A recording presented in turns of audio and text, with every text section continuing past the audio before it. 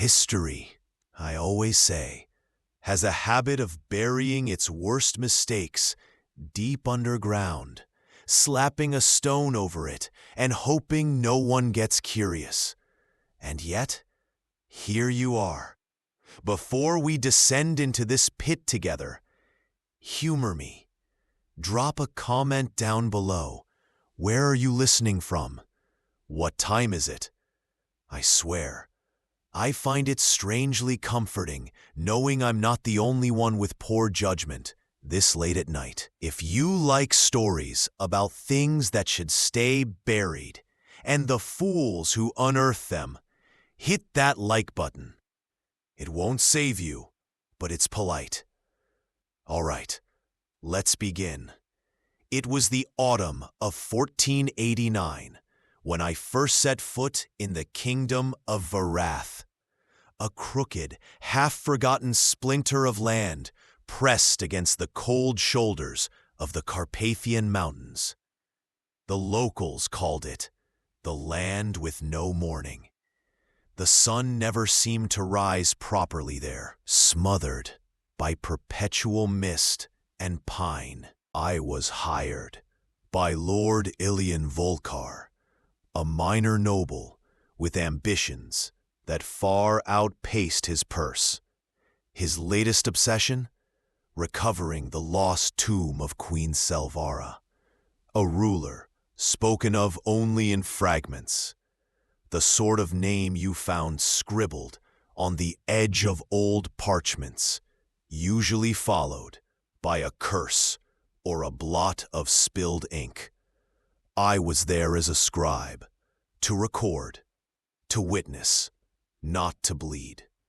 We reached the crypt 3 days before Samhain, the last day of harvest, when the veil between worlds was said to thin. The tomb was little more than a mound of earth, swallowed by ivy and bad omens, half collapsed into the mountainside. The local guides refused to go near it. They muttered about black dogs seen pacing the entrance, about voices in the earth. I should have turned back then. Inside, the air clung to your skin like wet linen. The walls were slick with greenish moss, and the deeper we went, the more the world outside seemed to unravel. The sound of wind and rain died behind us.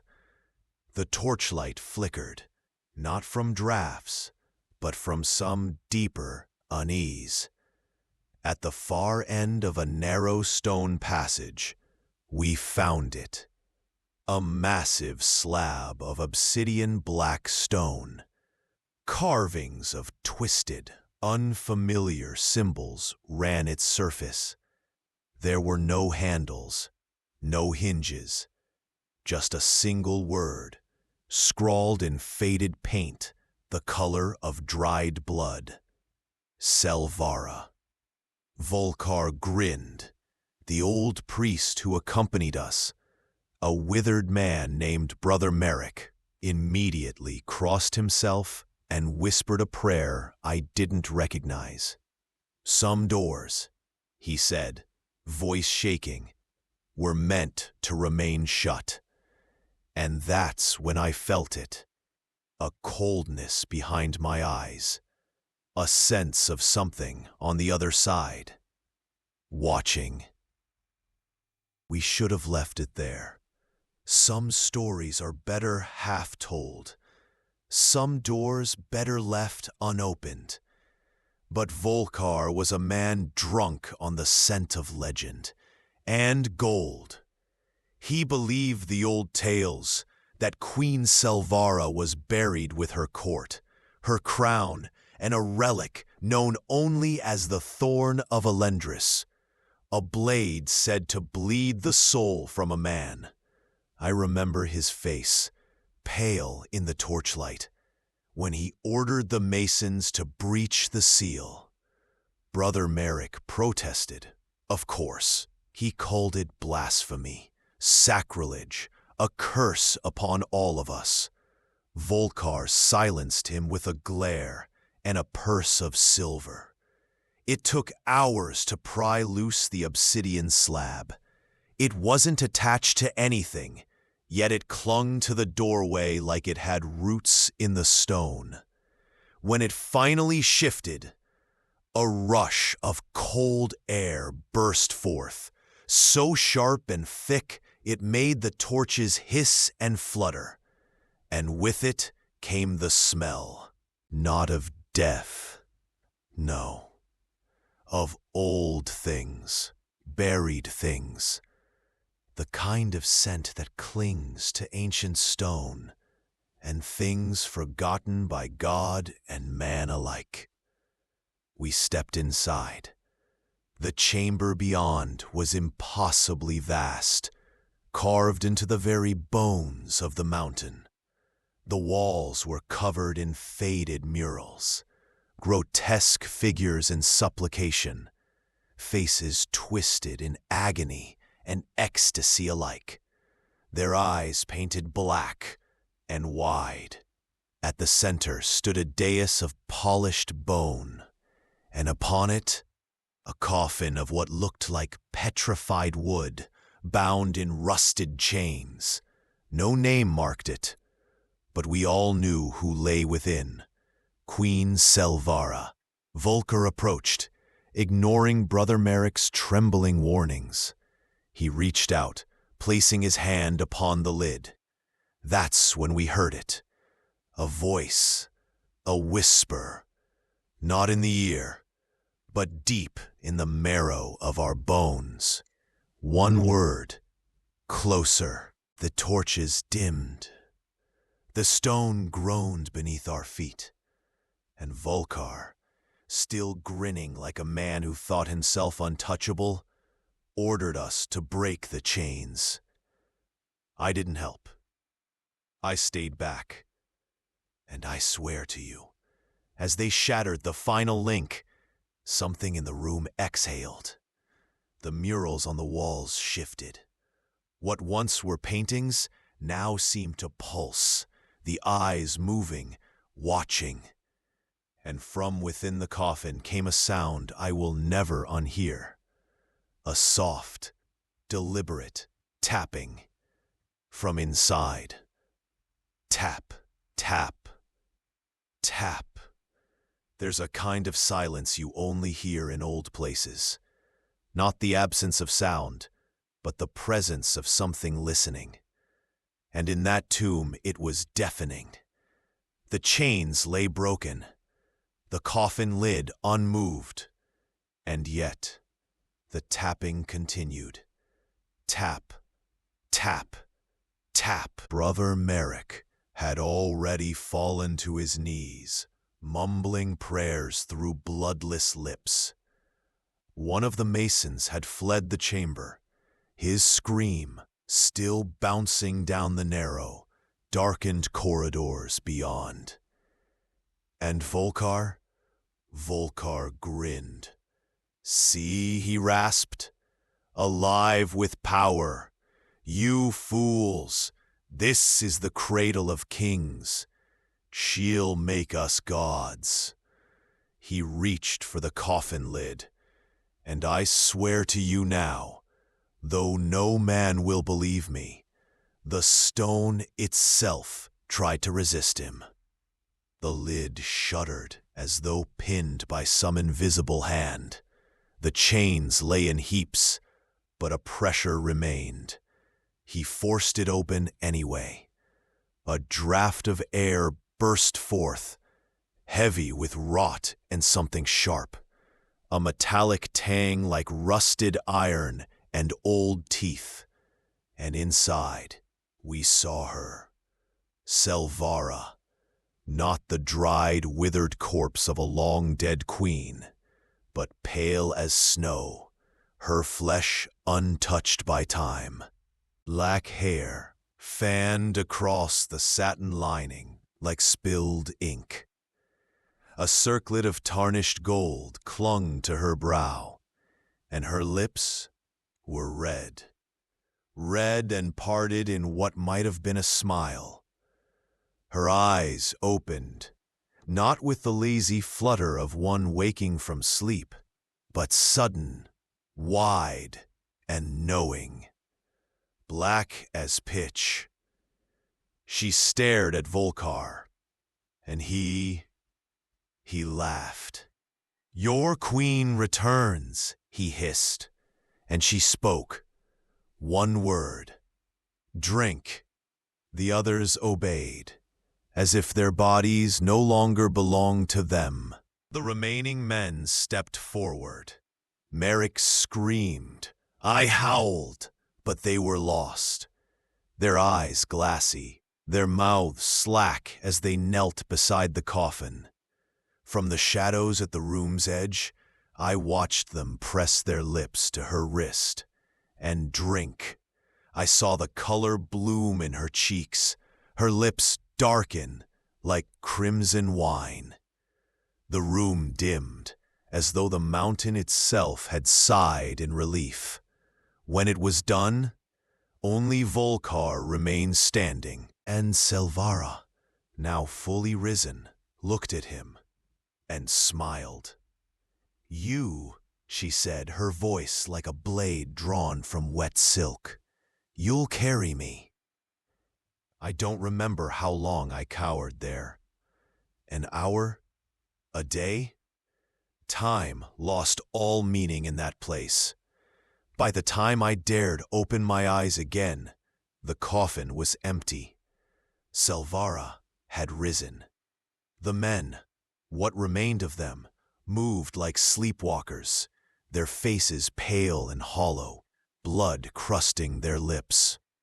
Only Volkar still held a spark of awareness in his eyes, though madness clung to him like a second skin.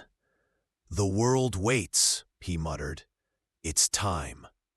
And then she spoke again, not with words this time, but a voice that bloomed inside my head like a sickness.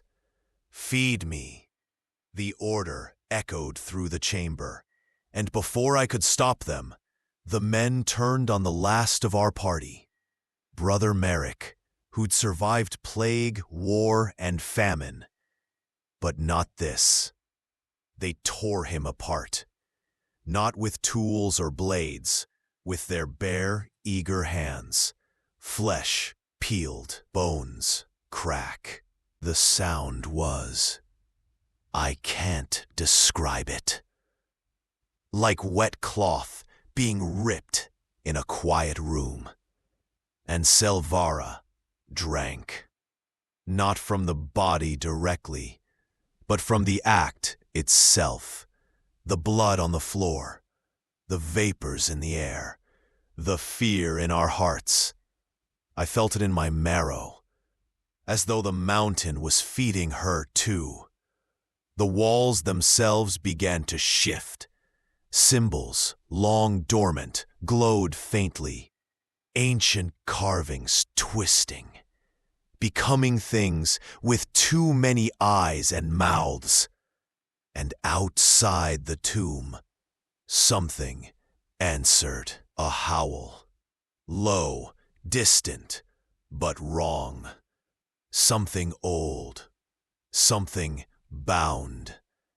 Volkar approached her, his voice trembling. "Is it enough, my queen?" And Selvara smiled. "It begins."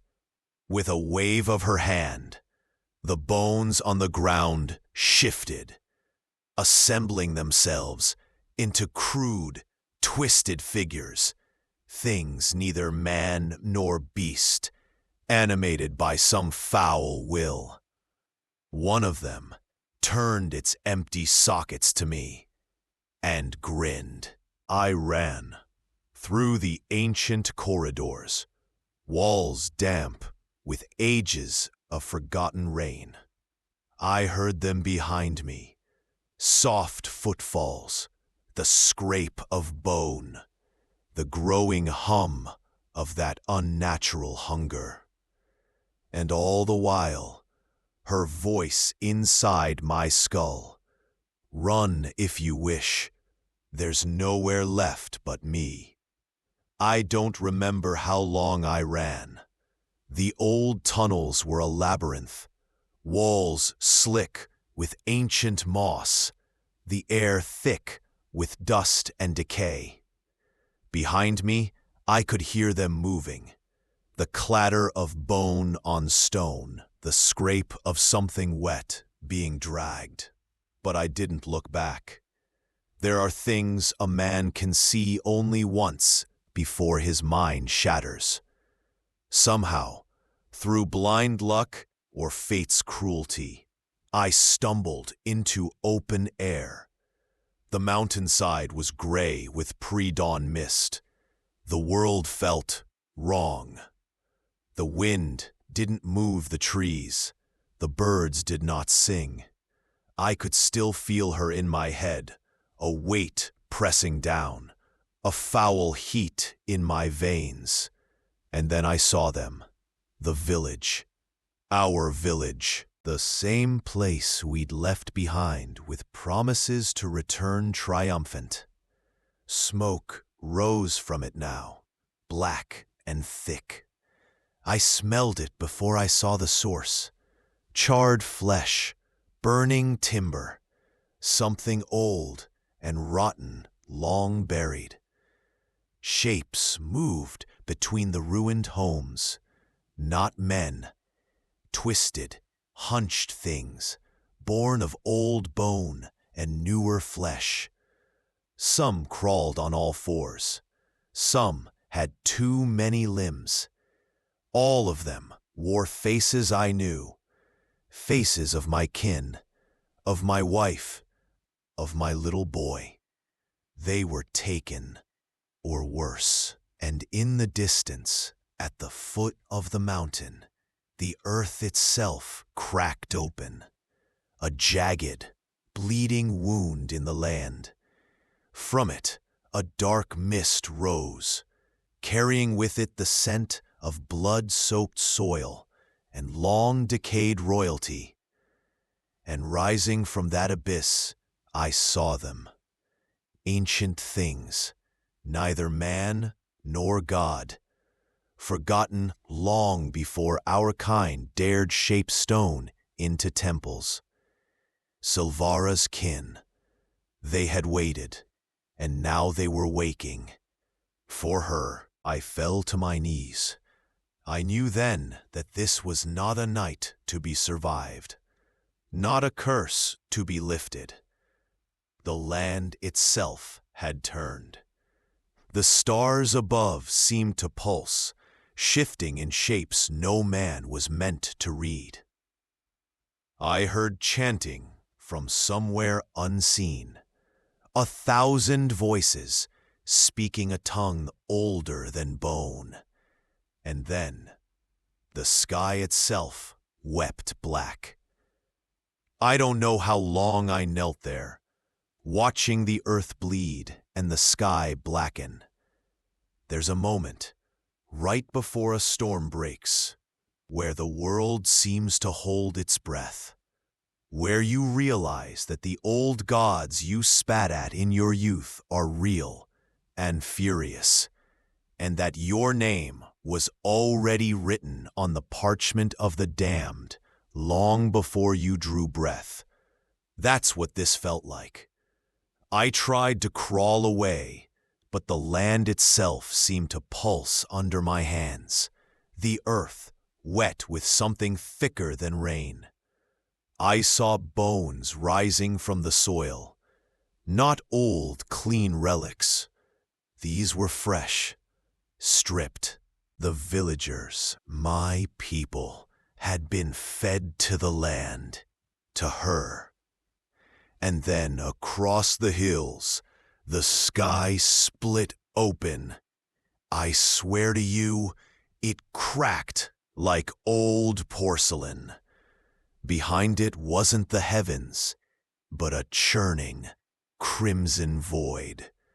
1,000 shapes drifted in that other sky, winged, horned, some impossibly vast, their forms shifting like smoke and blood. And at the center, Selvara, whole, no longer bone and dust, but flesh, ageless, terrible, radiant in deathless beauty. Her eyes were twin pits of endless night. I felt my mind tear at the edges just looking at her. She saw me. She knew me. A voice filled the air, not from lips, but from the stone, the trees, the bones underfoot. We remember. It spoke in every tongue of every dead man buried in this land. The flesh is dead, the soil, the womb, all shall be made one. And the land answered, every root, every bone, every lost soul. I screamed, but it was drowned out by the sound of the world reshaping itself. The rivers turned dark. The animals howled and fell where they stood. The ancient statues cracked, and from their wounds poured black fire. The mountain itself moved. It was no mountain. It was her tomb, her heart. And now it beat again. The age of man had ended. The age of the forgotten had begun. I don't know how long it lasted. Time stopped meaning anything once the sky bled.